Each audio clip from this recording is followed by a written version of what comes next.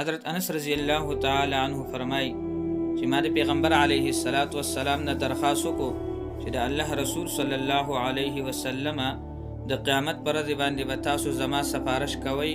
نو پیغمبر علیه الصلاۃ والسلام او فرمایل او انس ستا سفارش به ضرور کوما. انس رضی الله تعالی عنہ فرمایل چې د الله رسول صلی الله علیه وسلم د قیامت پر ورځ باندې به تاسو زه کوم ځای ګورم. د الله رسول صلی الله علیه وسلم او فرمایل انس اول به ما پولیس رات سره ګوري، زه به خپل امت ته پولیس رات سره ولاړم.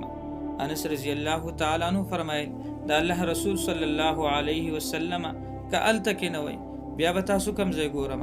د الله رسول صلی الله علیه وسلم او فرمایل انس که الته کې نه وم بیا به میزان سره ګوري، زه به الته کې ولاړم. انس رضی الله تعالی عنہ فرمایل د الله رسول صلی الله علیه وسلم که الته کې نه وای بیا به تاسو کوم ځای ګورم.